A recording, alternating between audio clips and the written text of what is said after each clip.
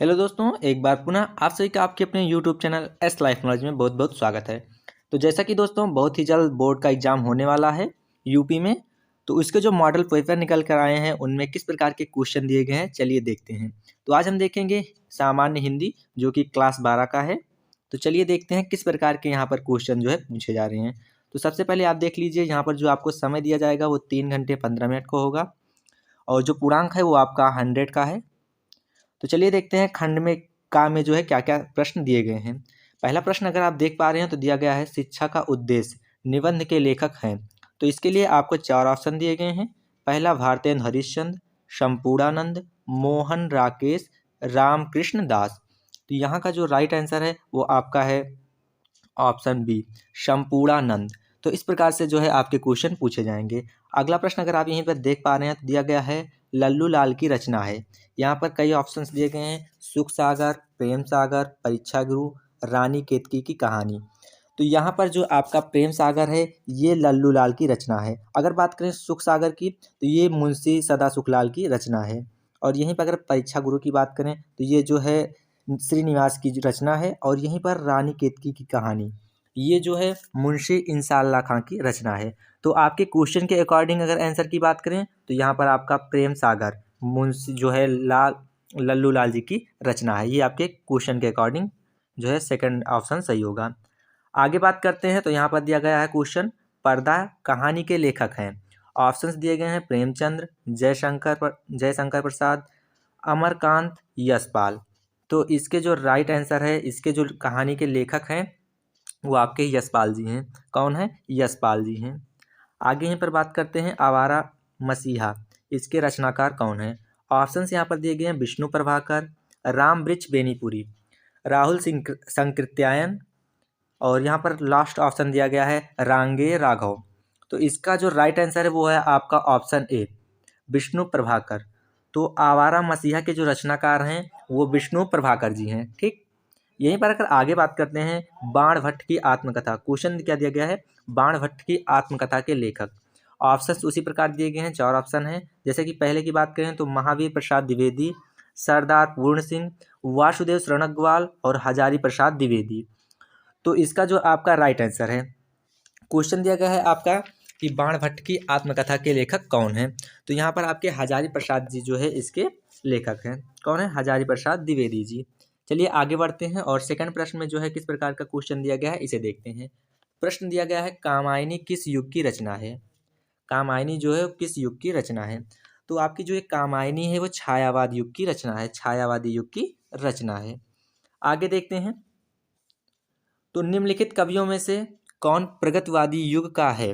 तो प्रगतवादी युग के कौन से कवि हैं? यहाँ पर ऑप्शंस दिए गए हैं अग्रदास, तुलसीदास, नंददास और रामधारी सिंह दिनकर। तो यहाँ पर आपके दिनकर जी, रामधारी सिंह दिनकर जी जो हैं प्रगतवादी युग के जो है कवि हैं। ठीक, आगे बात करते हैं यहाँ पर अगर तार सप्तक, इसका प्रकाशन वर्ष क्या है? तो ऑप्शन यहाँ पर आप देख पा रहे हैं 1941, 1943, 1954, 1947।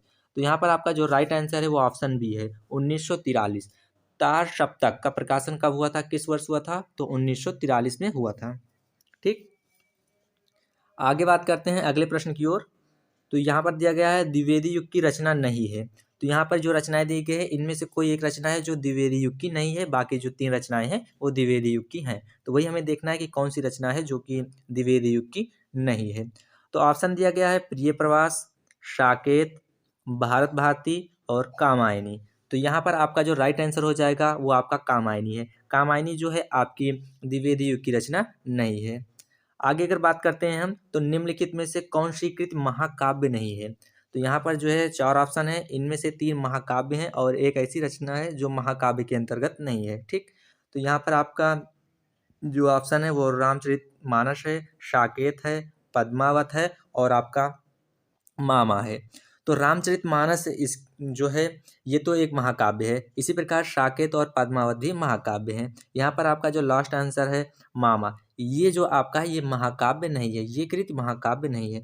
तो इसी प्रकार से जो है आपके पेपर में जो है क्वेश्चन पूछे जाएंगे। तो ये तो हालांकि मॉडल पेपर है। आगे देख लेते हैं, यहीं पर प्रश्न दिया गया है प्रश्न संख्या 3। तो ऐसे प्रश्न बिल्कुल इसी प्रकार से आपके एग्जाम में भी प्रश्न पूछे जाएंगे। तो जैसा कि तीसरा प्रश्न दिया गया है, दिए गए गद्यांश आधारित निम्नलिखित प्रश्नों के उत्तर दीजिए। तो यहाँ पर आपको एक गद्यांश देखने को मिलेगा। तो ये गद्यांश आपको बहुत ही अच्छे तरीके से पढ़ना है और इसे पढ़ने के बाद जो है आपको जो है यहाँ पर जो क्वेश्चन आप देख पा रहे हैं नीचे दिया गया है ये क्वेश्चन, इसके जो है आपको आंसर फिल करने होंगे। तो या इसको जो है आप अच्छे से पढ़ेंगे तो आपको मालूम चलेगा इन क्वेश्चनों का आंसर। तो जैसा कि यहाँ पर दिया गया है, उपयुक्त गद्यांश का संदर्भ लिखिए।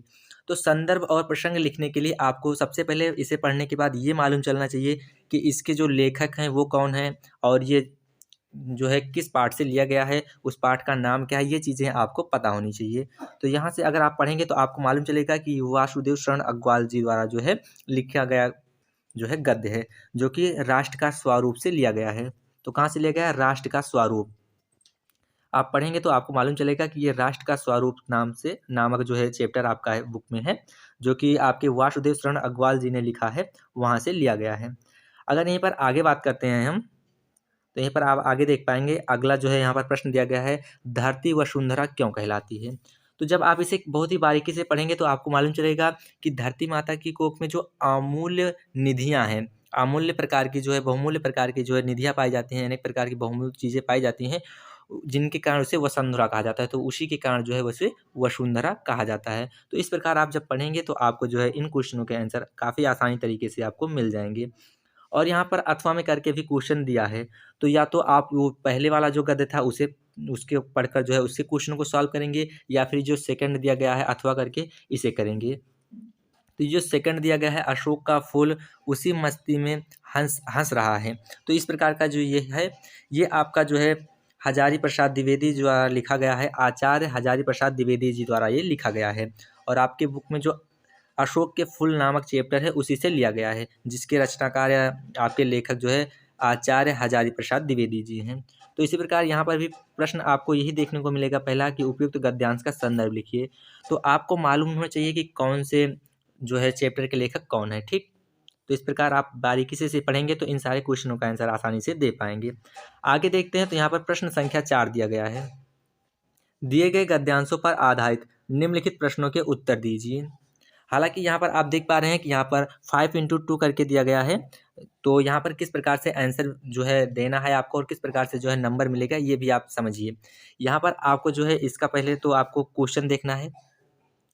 तो यहाँ पर देखते हैं इसका क्वेश्चन क्या है। तो यहाँ पर आप देख पा रहे हैं, यहाँ पर नीचे इसका क्वेश्चन दिया गया है, तो इन क्वेश्चनों का आंसर आपको देना है। तो इसी प्रकार यहाँ पर देख पा रहे हैं उपयुक्त गद्यांश के जो है पद्यांश का संदर्भ लिखना है। तो संदर्भ लिखने के यहाँ पर भी आपको जो है इस चैप्टर का नाम और इसके जो लेखक है राइटर हैं उन्हें जो है मालूम होना चाहिए, तो जो कवि हैं वो मालूम होना चाहिए, ठीक। तो यहाँ पर जो दिया गया है, दुर्बलता का ही चिन्ह विशेष शपथ है, तो ये आप पढ़ेंगे तो आपको मालूम चल जाएगा, आपने पढ़ा है, ये मैथिली शरण गुप्त द्वारा लिखा गया है, जो कि कैकेयी के अनुपात से लिया गया है। तो ये चीज़ें आप समझ पा रहे हैं। तो चलिए आगे देखते हैं। तो इसी प्रकार आप यहाँ पर देख पा रहे हैं अथवा करके भी दिया गया है, अगर आप वो नहीं करेंगे तो आप इसे कर सकते हैं, आपको 2 में से जो आता है आप वो कर सकते हैं। और यहाँ पर उसके भी देख पा रहे हैं आप जो है 5 क्वेश्चन दिए गए हैं और पाँचों का आपको आंसर देना है, ठीक। और एक क्वेश्चन के लिए आपको 2-2 नंबर जो है निर्धारित किए गए हैं, तो आप पाँचों क्वेश्चन करेंगे तो आपको 10 नंबर जो है यहाँ से देखने को मिलेंगे, आपको प्राप्त होंगे, ठीक। आगे देखते हैं, तो आपका अगला प्रश्न दिया गया है, प्रश्न संख्या 5 आप देख पा रहे हैं। तो यहाँ पर आपको क्या करना है, यहाँ पर प्रश्न दिया गया है, निम्नलिखित में से किसी एक लेखक का साहित्यिक परिचय देते हुए उनकी प्रमुख रचनाओं का उल्लेख कीजिए। तो यहाँ पर जो है आपको साहित्यिक परिचय देना है। यहाँ पर कुछ नाम दिए गए हैं कुछ राइटर्स के, जैसे कि पहला आपका दिया गया है आचार्य हजारी प्रसाद द्विवेदी, दूसरा दिया गया है APJ अब्दुल कलाम और तीसरा दिया गया है वासुदेव शरण अग्रवाल। तो ये इन तीनों में से किसी एक का जो है आपको जो है साहित्यिक परिचय देते हुए उनकी प्रमुख रचनाओं का जो है उल्लेख करना है। तो यहाँ पर आप देख पा रहे हैं आपको जो है 3 नंबर उनकी साहित्यिक परिचय के लिए मिलेगा और 2 नंबर आपको उनकी जो रचनाएं हैं प्रमुख रचनाएं उन्हें लिखेंगे तो उसके लिए मिलेगा, ठीक। तो इन तीनों में से किसी एक का आपको लिखना है। आगे बात करते हैं, तो आगे आपके क्वेश्चन में क्या दिया गया है। तो यहाँ पर प्रश्न दिया गया है, निम्नलिखित में से किसी एक कवि का साहित्यिक परिचय देते हुए उनकी प्रमुख कृतियों पर प्रकाश डालिए, ठीक। तो यहाँ पर भी उसी प्रकार से आपको जो है परिचय के लिए मतलब कि साहित्यिक परिचय के लिए 3 नंबर और उनकी प्रमुख कृतियों के लिए आपको जो है 2 नंबर प्राप्त होंगे, ठीक। और इसकी जो अधिकतम शब्द सीमा है वो 80 है। आगे देखते हैं, तो आप यहाँ पर देख पा रहे हैं बहादुर पंचलाइट, ये कहानी जो आप पढ़े होंगे उसी का है, उसी से है। तो यहाँ पर आपको दिया गया है बहादुर अथवा पंचलाइट कहानी के उद्देश्य से प्रकाश डालिए। तो उसके उद्देश्य पर जो है प्रकाश डालना है। तो इनमें से चाहे आप बहादुर की उद्देश्य, बहादुर नामक कहानी का उद्देश्य लिखें या फिर पंचलाइट। और अधिकतम जो शब्द सीमा है यहाँ पर आपको 80 वर्ड देखने को मिलेगी। इसके लिए आपको जो है 5 नंबर प्राप्त होंगे। तो इसके लिए आपको कितने नंबर प्राप्त होंगे? तो 5 प्राप्त होंगे। ठीक, चलिए आगे देखते हैं। तो यहाँ पर आप और क्या कर सकते हैं, यहाँ पर अथवा करके भी दिया गया है। अगर इन दोनों कहानियों में से आपको कोई नहीं आ रहा है तो आप देख पा रहे हैं ध्रुव यात्रा कहानी की कथा वस्तु अपने शब्दों में लिखना है, तो आप इसे भी कर सकते हैं। ठीक, और आगे देखते हैं यहाँ पर अगर हम प्रश्न संख्या 7, तो स्वपठित खंड काव्य के आधार पर किसी एक खंड के प्रश्न का उत्तर दीजिए जो कि आपने पढ़ा है। ठीक, इसके लिए आपको जो है यहाँ पर 5 नंबर निर्धारित किए गए हैं। अधिकतम जो इसकी शब्द सीमा है वो 80 शब्द देखने को मिलेगी आपको। तो यहाँ पर आप देख पा रहे हैं आपको जो प्रश्न दिए गए हैं, जैसे कि आपको दिया गया है श्रवण कुमार खंड काव्य के नायक का चरित्र चित्रण कीजिए, अथवा यहाँ पर करके दिया गया है श्रवण कुमार खंड काव्य के आधार पर दशरथ का चरित्र चित्रण कीजिए। आगे देखते हैं, आप देख पाएंगे अगला प्रश्न यहाँ पर दिया गया है रश्मिरथी खंड काव्य के आधार पर कर्ण का चरित्र चित्रण कीजिए। तो यहाँ पर ये जो क्वेश्चन दिए गए हैं ये आपके डिस्ट्रिक्ट वाइज जो है अलग अलग होंगे। कुछ डिस्ट्रिक्ट में कुछ बच्चों को अलग क्वेश्चन करना है, कुछ को अलग करना है। तो जो आपने पढ़ा है वो आपको करना है। ठीक, तो इसी प्रकार आप देख पा रहे हैं यहाँ पर आपको मुक्त यज्ञ खंड काव्य का कथनांक संक्षेप में लिखने के लिए दिया गया है। तो इस प्रकार से जो है यहाँ पर काफ़ी प्रश्न दिए गए हैं। तो जिसने जो पढ़ा है उसका आंसर आप उसे देना है। ठीक, उसके लिए आपको 2 क्वेश्चन जो है पूछे गए हैं, उनमें से किसी एक का आंसर देना है, जिसके लिए आपको जो है 80 शब्द बताया गया है और 5 नंबर का है ये है। ठीक, आगे देखते हैं खंड खा में प्रश्न संख्या 8 देखते हैं।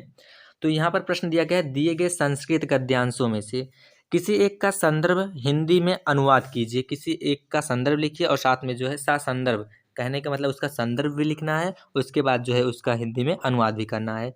अगर आप संदर्भ लिखते हैं तो आपको 2 नंबर और उसका हिंदी में अनुवाद करेंगे तो उसके लिए आपको 5 नंबर, टोटल आपको 7 नंबर यहाँ से प्राप्त होगा। तो आप देख पा रहे हैं यहाँ पर ये जो है गद्यांश आपको देखने को मिल रहा है। तो इसी के साथ एक गद्यांश और देखने को मिलेगा। अगर आप ये नहीं कर पा रहे हैं, आपको ये नहीं आ रहा है, तो उसके जगह पर आप जो है नीचे जो गद्यांश दिया गया है ये हंसराज वाला, इसे भी आप जो है कर सकते हैं। ठीक, आगे देखते हैं यहीं पर खंड खा के खा में प्रश्न संख्या 8 के दूसरे में दिए गए पद्यांशों में से किसी एक का ससंदर्भ हिंदी में अनुवाद कीजिए। तो जिस प्रकार गद्यांश दिया गया है उसी प्रकार यहाँ पर पद्यांश भी दिया गया है। यहाँ पर जो है आपको संदर्भ के लिए 2 नंबर और उसका जो है हिंदी में अनुवाद करने के लिए 5 नंबर निर्धारित किए गए हैं।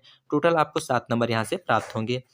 तो यहाँ पर भी अथवा करके दिया गया है, आप ऊपर वाला कर पा रहे हैं तो इसे करिए या फिर नीचे वाला कर पा रहे हैं तो इसे करिए। ठीक, आगे देखते हैं प्रश्न संख्या 9 क्या दिया गया है। तो निम्नलिखित मुहावरों में से किसी एक का अर्थ लिखकर वाक्य में प्रयोग कीजिए। तो निम्नलिखित मुहावरों में से यहाँ पर कुछ मुहावरे दिए गए हैं।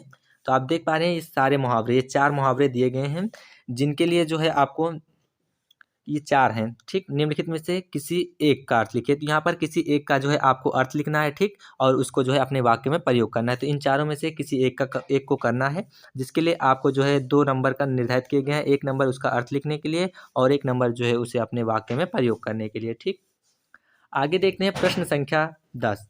तो यहाँ पर आपको देखने को मिल रहा है निम्नलिखित शब्दों के संधि विच्छेद के सही विकल्प का चयन कीजिए। तो यहाँ पर आपको दिया गया है प्रश्न और यहाँ पर उसके कुछ ऑप्शंस दिए गए हैं। तो कौन सी संधि विच्छेद सही है उसे आपको जो है यहाँ पर देखना है। इसी प्रकार यहाँ पर और आगे भी दिया गया है। तो देख पा रहे हैं जितने भी क्वेश्चन देंगे 1-1 नंबर के हैं, ये भी 1 ही नंबर का है आपका। ठीक, आगे देखते हैं। तो यहाँ पर ये भी आपका 1 नंबर का है, इसका भी आपको संधि विच्छेद करना है। ऑप्शंस दिए गए हैं नीचे, उन्हीं में से कोई एक सही है, एक कूट सही है जिसे आपको चुनना है। ठीक, यहाँ पर दिए गए निम्नलिखित शब्दों की विभक्ति और वचन बताइए, यानी कि वचन लिखिए। ठीक, इसके लिए भी आपको 1 नंबर निर्धारित किया गया है। तो आप देख पा रहे हैं इसमें भी आपको जो है देखना है। ठीक, आगे देखते हैं प्रश्न संख्या 11। तो निम्नलिखित शब्द युग्मों का सही अर्थ चयन करके लिखिए। तो यहाँ पर जो है इसका जो सही अर्थ है उसे आपको चयन करना है और लिखना है। ठीक, इसके लिए भी आपको 1 नंबर निर्धारित किया गया है। आगे देखते हैं। तो निम्नलिखित शब्दों में से किसी एक शब्द के 2 अर्थ लिखिए। ठीक, तो यहाँ पर आप देख पा रहे हैं यहाँ पर जो है ये शब्द दिए गए हैं और इनके 2-2 अर्थ आपको लिखने हैं। ठीक, आगे देखते हैं। तो अगला प्रश्न क्या दिया गया है, निम्नलिखित वाक्यांशों में से एक शब्द का चयन करके लिखिए। तो यहाँ पर जो है जैसे कि आपको दिया गया है कि जो आंखों के सामने हो, तो इसे आपको एक शब्द में करके लिखना है। ठीक, आगे देखते हैं। तो यहाँ पर आप देख पा रहे हैं निम्नलिखित में से किन्हीं दो वाक्यों को शुद्ध करके लिखिए। तो यहाँ पर ये वाक्य लिखे गए हैं, इनमें कहीं ना कहीं कोई ना कोई त्रुटि है, उसे आपको ध्यान से देखना है और उसे जो है शुद्ध करके लिखना है। ठीक, जिसके लिए आपको जो है एक एक नंबर करके 2 नंबर यहाँ से प्राप्त होंगे। आगे देखते हैं अगला प्रश्न क्या दिया गया है। तो अगला प्रश्न आप देख पा रहे हैं, वीर रस अथवा हास्य रस का अस्थाई भाव के साथ उदाहरण अथवा परिभाषा लिखिए। ठीक, इस यहाँ पर आपको 2 नंबर मिलेंगे, 1 नंबर जो है उसका उदाहरण और 1 नंबर उसकी परिभाषा के लिए। ठीक, आगे देखते हैं यहाँ पर अगला प्रश्न क्या दिया गया है। तो अगला दिया गया है, श्लेष अथवा उत्प्रेक्षा अलंकार का लक्षण अथवा उदाहरण लिखिए। इसके लिए भी आपको 2 नंबर यहाँ पर निर्धारित किया गया है। यहीं पर दोहा और सोरठा छंद का मात्रा सहित लक्षण तथा उदाहरण सहित लिखिए। 2 नंबर इसके लिए भी निर्धारित किए गए हैं। ठीक, अब आगे देखते हैं। तो प्रश्न संख्या 13 में क्या दिया गया है, बैंक में खाता खोलने के लिए बैंक प्रबंधक को आवेदन अथवा प्रार्थना पत्र लिखना है। ठीक, यहाँ पर जो है आपको 6 नंबर का ये आपका टोटल है। ठीक, तो किस प्रकार से आप लिख रहे हैं वो आपके ऊपर डिपेंड करता है। यहाँ पर जो है कोई शब्द सीमा नहीं दी गई है, तो उसे ना लिखकर अगर अथवा में ये भी दिया गया है आप इसे भी लिख सकते हैं। ठीक, आगे देखते हैं। तो यहाँ पर और क्या दिया गया है। तो यहाँ पर आपको निबंध लिखने के लिए दिया गया है। प्रश्न संख्या 14 में निम्नलिखित विषयों में से किसी एक विषय पर अपनी भाषा शैली में निबंध लिखिए। इसके लिए आपको जो है यहाँ पर आप देख पा रहे हैं आपको 9 नंबर देखने को मिलेंगे। ठीक, तो यहाँ पर ये दिए गए हैं कुछ, जैसे कि देश में बेरोजगारी की समस्या, आतंकवाद की समस्या और समाधान, वृक्षारोपण का महत्व, विद्यार्थी और राजनीति, देश की समृद्धि और विकास के लिए समाचार पत्रों की भूमिका। तो इस प्रकार से ये आपका मॉडल पेपर था। तो हम उम्मीद करते हैं आपने सारे क्वेश्चनों को बहुत ही बारीकी से समझा है, और जो क्वेश्चन आपका तैयार नहीं है आप तैयार करेंगे आगे चलकर, ताकि आप अपने एग्जाम में एक बेहतरीन जो है नंबर के साथ जो है प्रश्नों को जो है काफ़ी अच्छे तरीके से लिख पाएँ। ठीक, तो मिलते हैं फिर इसी प्रकार के किसी अन्य मॉडल पेपर के साथ। तब तक के लिए जय हिंद, जय भारत।